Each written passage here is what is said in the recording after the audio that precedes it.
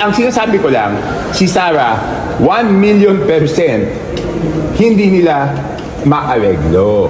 So kung ikaw yung merong may kasalanan, gusto mo bang manalo yung 1,000,000% hindi mo maaareglo, di ba? Hindi ko hinuhusgahan yung ibang kandidato. Ang sinasabi ko lang, ito siguradong hindi nila maaareglo. Alam ko yon at alam nila yon.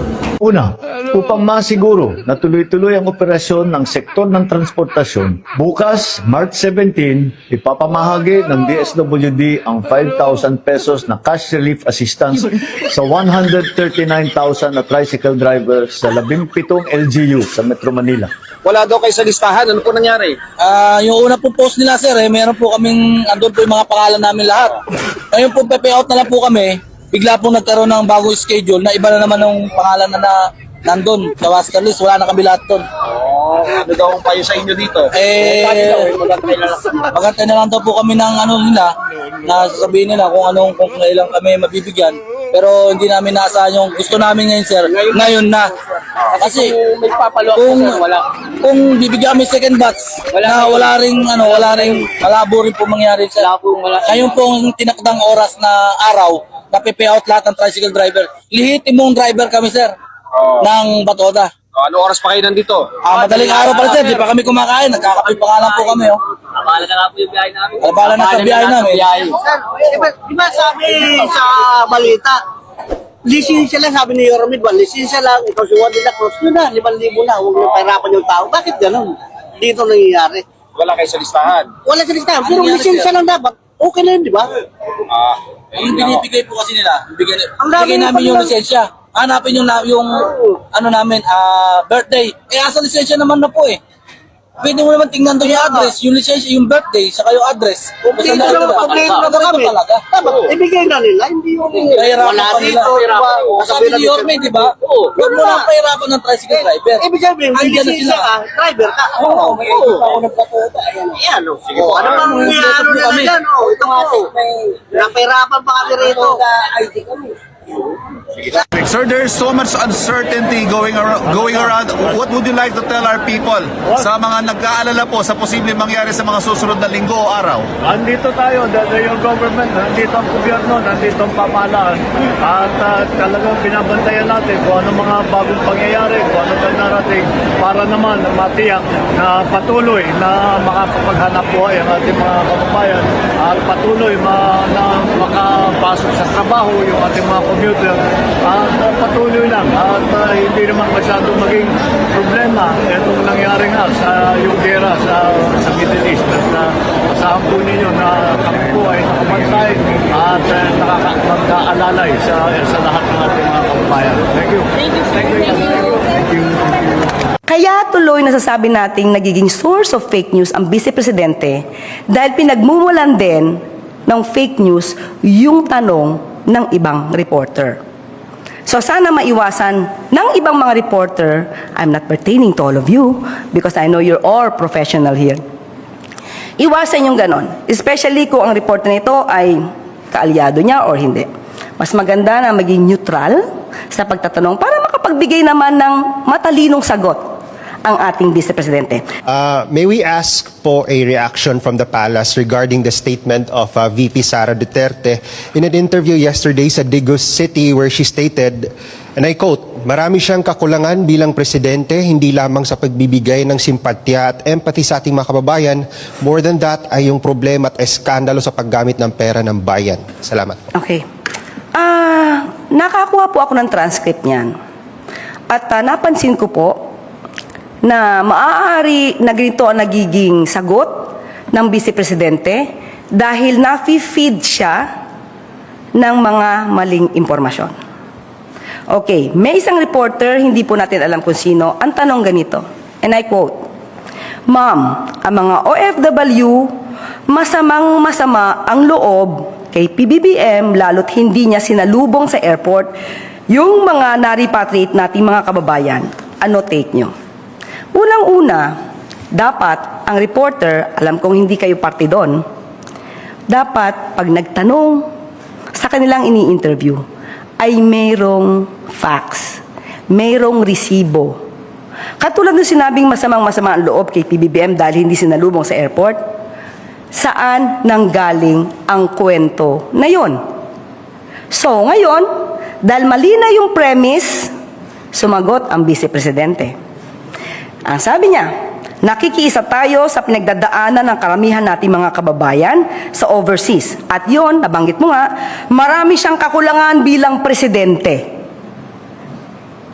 Kaya tuloy nasasabi nating nagiging source of fake news ang Vice Presidente dahil pinagmumulan din ng fake news yung tanong ng ibang reporter.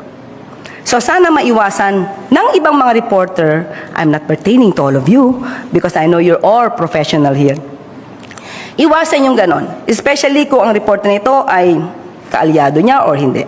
Mas maganda na maging neutral sa pagtatanong para makapagbigay naman ng matalinong sagot ang ating Vice Presidente. Now, patungkol sa maraming kakulangan ng Pangulong. Unang-una, mas maganda po sana na gamitin muna ang mata at tenga bago ang bibig. Dahil pag inuna natin ang bibig at hindi ginagamit ang mata, tenga at utak, magkakamali kayo ng sagot. Marami na po tayo nabanggit kung anong mga programa ng Pangulo. Kahapon lamang po ay nagbigay siya ng kanyang mensahe at na-enumerate na natin lahat kung ano sa ngayon ang mga naging trabaho at accomplishments ng pamahalaan para sa ating mga kababayan. Especially patungkol dito sa nangyayari sa Middle East. Ang inyong sinagot sa mga impeachment complaint? Well, two main points lang naman talaga yung ating answer, no? First would be the constitutional issue. In the answer, we stated that we feel that there's a violation of due process as against the Vice President because of the imposition of double standards. No? Just to clarify, yung standards in the finding of sufficiency in form and substance, that is definitely within the discretion of the committee, and we are not questioning that. What we are questioning is that hindi uniform yung pag-apply ng standards. Doon, if you compare what they did with the complaints against the President and these complaints against the Vice President. So again, it's not the standards that we are questioning, it's the lack of uniformity in the standards. That's why sinasabi natin na nagkaroon ng double standards dito. Okay, Attorney Poe, if you're questioning the constitutionality, does this mean na parang moving forward, the Vice President will no longer engage or participate in the proceedings, or you will raise it, let's say, to the Supreme Court kung ito man po ang kinu-question nyo on how the proceedings are being conducted? Well, hindi naman sa hindi magpa-participate. In fact, we even filed an answer even if na wala naman talagang requirement for her to file an answer. In fact, under the impeachment rules, if she does not file an answer, mangyayari lang, it will be considered as a general denial, and that will not preclude her from still presenting evidence later on. So wala naman tayong sinasabi that we will not participate. No? As far as raising matters to the Supreme Court, of course that's always a possibility, but we don't really want to speculate at the moment. We don't want to say if we're gonna raise it or not. So abangan na lang siguro natin, hintayin na lang natin. Hindi po ba ang nagre-rekomenda sa Kongreso ng National Expenditures Program ay ang Pangulo?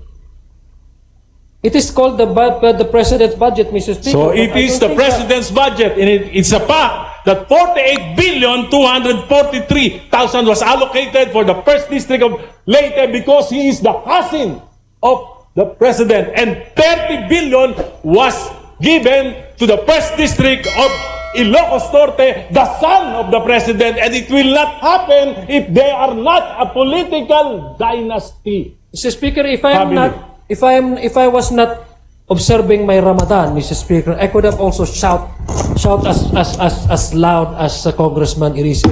If I may, but because I'm passing a Ramadan, I'm prohibited, Mr. Speaker. Mr. Sponsor, Allow me first, Mr. Speaker. May I remind the gentleman to stop, to bring down the decibels a bit.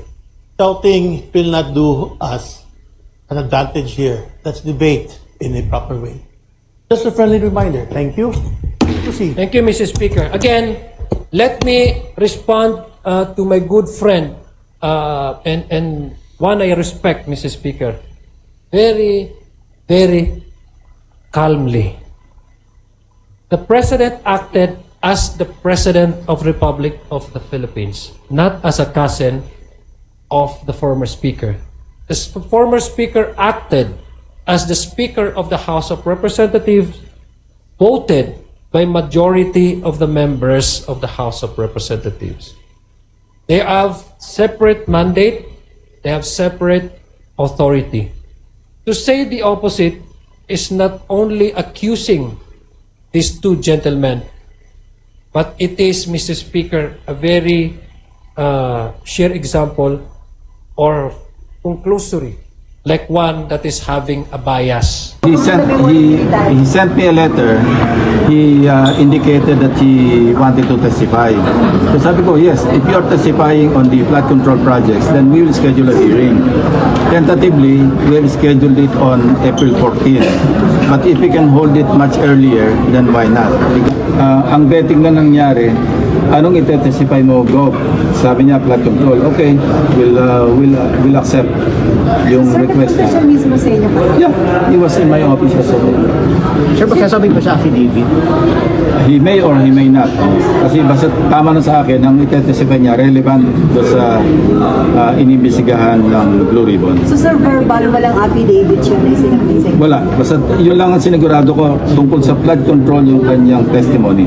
Last hearing na sir yung April 14. No, not necessarily. Ano na ba Kasi wala pa, yung partial pa nga, wala pa. Pero sir, yung sa 18, sir, paano sir yun? Kasi clear naman sir na May mga gustong patawag, pero mas marami yung wag nang ipatawag kasi magugulo lang yung hearing. Sabi ko nga, ilapit lang ng konti sa katotohanan.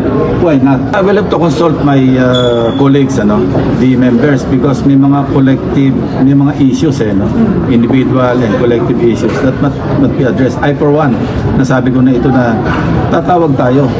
Kung masyadong napakalayo sa katotohanan, anong gagawin natin? How do we treat the information and even the resource persons?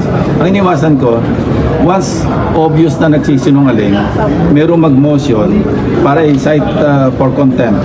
Pagkatapos i-detain, medyo may problema tayo doon. Sabihin natin, public opinion, parang inaapi nyo pa yung mga resource persons. But we should treat them in the same manner that we treated the other resource persons. When they are lying through their teeth, mahirap naman sigurong double standard tayo. ang kinatatakutan ko, ang nakita natin sa BOC, ako, sang-ayon ako kasi umaabot na, papalo na ng 110 ang kada litro. Saksakan ng mahal. Ang ating mga marginal farmers, higit sa lahat ng ating mga marginal fisher folk, ang mga single family household talagang umiiyak na. Ang problema kaluang sa excise tax, unang-una, napakalaki ng mawawala. Ang bilang ng ating BOC ay nasa 260 billion. Kung hihintuin ngayon, halimbawa, may 137 billion na mawala. Napakalaki nun. Saan tayo hahanap ng pera para magbigay ng ayuda na kailangan? At ikalawa, may duda ako na talagang magiging mas mura ang gasolina, ang crudo, ang LPG. Kasi ang nakikinabang sa excise tax ay yung mga importer, yung mismong nagbabayad ng excise tax. Baka hindi naman nila i-pass on sa atin yung discount. Kumbaga, naka-discount sila dyan. Kaya nga, sinasabi ko, kahit komplikado yung sistema ng input-output, baka naman mas mainam na yung VAT na lang para point of sale. Doon mismo, habang bumibili ka ng gasolina, ramdam mo sa istasyon. Samantalang ito, baka yung dambuhalang korporasyon lang ang makinabang sa excise tax. Yun. Pero ako, sang-ayon ako, iniisip ko na nga, pati income tax kasi papasok na rin tayo ng Abril, itaas na rin natin ang threshold. Kasi mababa na yung threshold kung ikumpara mo sa cost of living ngayon, kataas-taas ng presyo na lahat ng bagay. Problema, kaya nga sinasabi ko, medyo kinakabahan ako dito sa excise tax, kahit boboto tayo dyan, ang problema talaga, kailangan na very calibrated yung response, siguraduhin natin na ipapasa yung discount sa taong bayan. Baka naman manatili pa rin sa 100 halos, 110 pa, papalo this week. So, yun ang kinatatakutan natin. Wala nang ang pera, ang kababayan para ibigay yung ayuda, baka tapos hindi pa babagsak ang presyo ng petrol products. May comment kanina si Secretary Dizon tungkol dun sa lumalabas na issue na tandem kayo. Sa kayo, ma'am? Tandem naman kami ngayon. Sa darating na eleksyon. trabaho. Ang tagal pa.